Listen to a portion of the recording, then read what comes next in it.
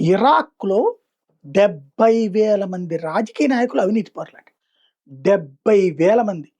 ఎమ్మెల్యేలు, ఎంపీలు, ఇతరత్రా పదవుల్లో ఉన్నవాళ్ళు. వీళ్ళందరూ అవినీతిని అలవాటు చేసింది అమెరికా.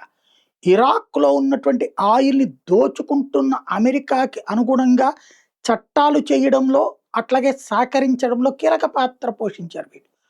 ఇప్పుడు ఇరాన్ ప్రోద్బలంతో ఏర్పడినటువంటి కొత్త ప్రభుత్వం, అమెరికా చెప్పు చేతలు ఉండే ప్రభుత్వం కాకుండా ఇరాన్ సహకారంతో ఏర్పడిన ప్రభుత్వం కాబట్టి, అక్కడ ఎట్లాగో ఈ ఇస్లామిక్ రివల్యూషనరీ గార్డ్ కార్ప్స్, అలాగే ఐఆర్‌జీసీ నాయకత్వంలో సహకారంతో ఉన్నటువంటి Islamic resistance force, Islamic jihadist force వాళ్ళు కూడా తోడుండడంతో అక్కడున్న ప్రభుత్వం దర్యాప్తు చేస్తే, ఒక పెద్ద ఆపరేషన్ చేస్తే దాదాపు 70,000 మంది ఇళ్లల్లో బంగారం బిస్కెట్ల దగ్గర నుంచి డాలర్ల కట్టలు దొరికినాయి. లక్షల కోట్ల రూపాయలు స్వాధీనం చేసుకుంది ఇరాక్ ప్రభుత్వం, ఇరాక్ నిఘా వర్గాలు.